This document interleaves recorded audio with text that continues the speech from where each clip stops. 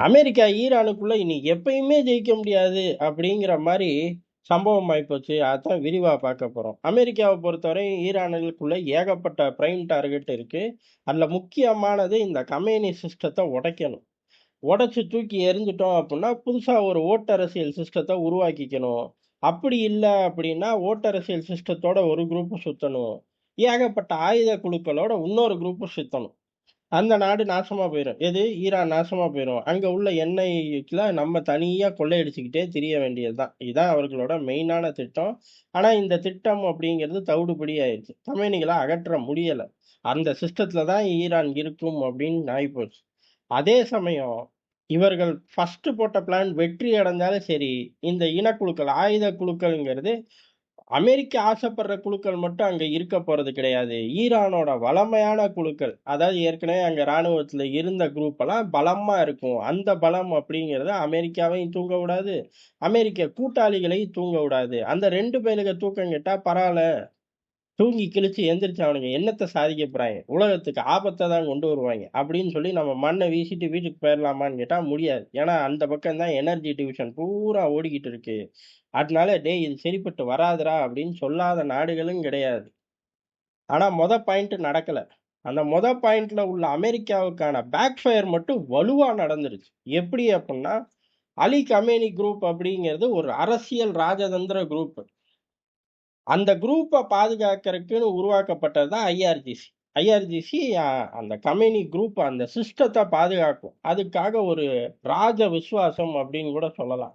ஆனா, இப்ப அந்த சிஸ்டத்தையே பைபாஸ் பண்ணி ஐஆர்ஜிசி தான் ஃபுல்லா நிரம்பி கிடக்கு அப்படிங்கிற ஒரு சூழ்நிலை ஈரானுக்குள்ள இருக்கு. இது அமெரிக்கா ஈரானை எந்த காலத்திலயும் கைப்பற்ற முடியாது அப்படிங்கிறது ரொம்ப கிளியர் கட்டா தெரிஞ்சு போச்சு. ஏன்னா, இவ்வளவு நாள் ராஜதந்திர ரீதியில நடந்துகிட்டு இருந்த ஆட்கள், இனிமே கொஞ்சம் கொஞ்சம் அதோட பெர்சன்டேஜ குறைப்பார்கள். குறைஞ்சு ராணுவ ரீதி தான். ஊன்னாலும் அடி, முறைச்சு பார்த்தாலும் அடி. அப்ப அடிச்சா திருப்பி அடி எப்படி விழுகும்? அந்த மாரி கிளச்சு போட ஆரம்பிச்சுருவார்கள். கிளச்சு போட்டுக்கிட்டே வருஷ கணக்குல கிளச்சு போட்டுக்கிட்டு இருந்தா, அமெரிக்கா தாங்குமா அப்படின்னு கேட்டா, அமெரிக்காக்குள்ள கிளைய போறதில்ல.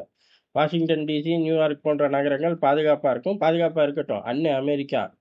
அவன் நல்லா இருந்தா தான் நம்ம நல்லா இருக்க முடியும் அப்படின்னு அவனா சொல்லுவான். நம்மளும் அதையே ஏத்துக்குவோம். அவன் கிடக்குறான். இஸ்ரேல பொறுத்தவரை சின்ன நிலப்பரப்பு. இப்படி வருஷ கணக்குல ஈரான் மாரி ஒரு பவர்ஃபுல்லான நாடு கிளச்சு போடுறத தாங்க முடியுமான்னு கேட்டா, தாங்க முடியாது. அடுத்த கட்டமா இஸ்ரேல விட்டுக்கிட்டு இந்த பக்கம் அரபு உலகங்கள் எண்ணெய் வயல வச்சு தான் பெரிய அளவு வருமானமே. அந்த எண்ணெய் வயல் பத்திக்கிட்டே இருந்துச்சு அப்படின்னா, அவர்களால நிம்மதியாவே வண்டி ஓட்ட முடியாது. அப்ப ஈரான பகச்சுக்கவே கூடாது அப்படிங்கிற அந்த ஒரு பொசிஷனுக்கு போய் நின்றணும். பேசாம சமத்து பிள்ளையா. அதை இப்ப ஐஆர்ஜிசி உருவாக்க ஆரம்பிச்சிருச்சு. இதுக்கு பிள்ளையார் சொல்லி போட்டதே அமெரிக்கா தான். காரணம் ஈரானோட பவர்ஃபுல் பெர்சனா பார்க்கக்கூடியது அலி லாரிஜானி தான். அவர் இருந்த வரை. ஏன் அப்படின்னா, அவர் தான் இந்த ஐஆர்ஜிசியும் வழிநடத்துவார். அதே சமயம் இந்த கம்பெனி சிஸ்டத்துக்குள்ள நடக்கக்கூடிய அப்கிரேடுகளையும் ஒரு சூப்பர்வைசர் மாரி பார்ப்பார் அப்படிங்கிறதான். ஒட்டுமொத்தமா 2யுமே கண்ட்ரோல்ல வச்சுக்கக்கூடிய ஆள். கொஞ்சம் ராஜதந்திர ரீதியில ராணுவ ரீதிய காட்டிலும் ராஜதந்திர ரீதியில நகர்த்தக்கூடிய ஆள். ஆனா இப்ப அவரோட ரீப்ளேஸ்மெண்ட் முகமத பொறுத்தவரையும் அப்படிலாம் கிடையாது. அந்த ராஜதந்திரத்திலயும் அவரும் நகர்த்துவாராமா. ஆனா அதோட பெர்சன்டேஜ் கம்மி அப்படிங்கிறார்கள். ராணுவ ரீதியா நகர்த்துற பெர்சன்டேஜ் தான் கூட. ஐஆர்ஜிசியோட முன்னாள் கமாண்டர், ஈரான் யுத்தத்துல தலைமை தளபதி. ஏதோ ஒரு யூனிட்டுக்கு. ஒட்டுமொத்த படைக்குமான்னு என்ட்ட வந்து கேட்கக்கூடாது. ஏதோ ஒரு யூனிட்டுக்குன்னு தான் போட்டிருக்காய்ங்க. அதனால ராணுவ பின்புலம் கொண்டால், அதே சமயம் இவர போடுறதுல பெரிய அளவு ஒரு சிஸ்டம்லாம் பைபாஸ் பண்ணி தான் வந்திருக்கு. அதாவது ஐஆர்ஜிசி இம்மீடியட்டா ரீப்ளேஸ் போடு செக்யூரிட்டி சீஃப்க்கு அப்படின்னு ஒரு பிரஷர பண்ணியிருக்கார்கள். அந்த பிரஷரோட விளைவு தான் இவருக்கு அந்த பதவி கிடைச்சிருக்கு. தகுதியான ஆள் தான். அவர்களோட சிஸ்டம் வகையிலையும் தகுதியான ஆள் தான். ஆனா ஐஆர்ஜிசியோட பிரசன்ஸ் கணிசமா உள்ளுக்குள்ள இன்கிரீஸ் ஆகிக்கிட்டே இருக்காரு. முஸ்தபா கமேனி கூட ஐஆர்ஜிசில ஒரு கமாண்டர் தான்.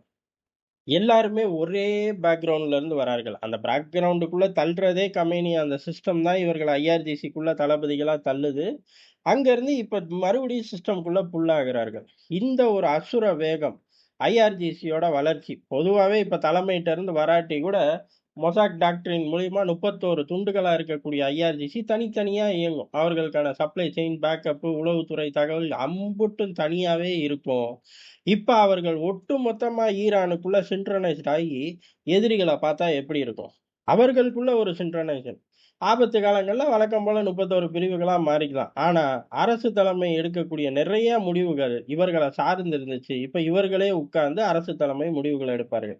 பயப்பிள்ளைகளுக்கு தெரிஞ்சது பூரா தாக்குதல் திட்டம் தான். அப்ப அமெரிக்கா சின்ன சின்ன உரசல்களுக்கும் பெரிய விலை குடுக்க வேண்டியது வரும். இப்படி ஒரு இடியாப்ப சிக்கல்ல ட்ரம்ப் கொண்டு போய் நம்மள மாட்டி விட்டாரே! அப்படின்னு கூட்டணி நாடுகள் கதறுது. இதெல்லாம் தெரிஞ்சுக்கிட்டனால தான் ட்ரம்ப் இந்த பையன் தான்ப்பா சண்டைக்கு போவோன்னு ஆளா கத்துனான் அப்படின்னு சொல்லி தன்னோட மினிஸ்டரையே காட்டி குடுத்துட்டாரு. இப்படி ஐஆர்ஜிசி வலுவா ஓடிக்கிட்டு இருக்கும்போது, பேச்சுவார்த்தை அப்படிங்கிறது பாகிஸ்தானுக்குள்ள கொரியர் தாண்டா போச்சு. பாகிஸ்தான் ராஜதந்திர ஆட்டத்துல இல்ல அப்படிங்கிறத சிடிஎன்ல விரிவா போட்டிருக்கோம். பார்க்காத நண்பர்கள் அங்க வந்து பாருங்க. பாகிஸ்தான் பையன் கொரியர் வேல தான் பார்த்துக்கிட்டு இருக்கான் இந்த யுத்தத்துல. ஏதோ அவன் அப்படி ராஜதந்திர பேச்சுவார்த்தைக்குள்ள நீந்துறான் அப்படிங்கிற மாரி சில தகவல்கள்லாம் பரவுது. அதெல்லாம் ஒண்ணும் கிடையாது. அதே சமயம் அந்த கொரியரையும் இப்ப ஈரான் கிழிச்சு போட்டுருச்சு. கொரியர் பெரிய சமாச்சாரம். அத சிடிஎன்ல போய் விரிவா பாருங்க. இப்ப அந்த கொரியரோட அப்டேட் இங்க ஈரான் கிழிச்சு போட்டுருச்சு. அப்ப ஏன் நான் அங்க போய் பார்க்கணும்னு கேட்கக்கூடாது என்ட்ட. நெறைய இடைச்சொருகல்களோட சுவாரஸ்யமா இருக்கு. எந்த அளவுக்கு அப்டின்னா, நாங்க போய் எங்கேயும் உட்கார்ந்து பேசல. அங்கங்க இவனுங்க ஒரு 15 பாயிண்ட் எழுதி குடுத்து விடுறாய்ங்க. அந்த 15 பாயிண்ட்ல இருக்கிற சாராம்சம் அப்படின்னு சொல்லி எங்க கவனத்துக்கு வருது. நாங்க போய் படிக்கிறது இல்ல. காரணம், இவனுங்க கொரியர்ல யூஸ் பண்றதெல்லாம் எங்க நண்பர்கள் தான். அதனால கவனத்துக்கு வந்து தொலையுது. கருமத்த பார்த்து தொலைய வேண்டியதா போச்சு. மத்தபடி அதுலலாம் எங்களுக்கு உடன்பாடு இல்லன்னு சட்டுன்னு கொரியர கிழிச்சு வீசிட்டாய்ங்க.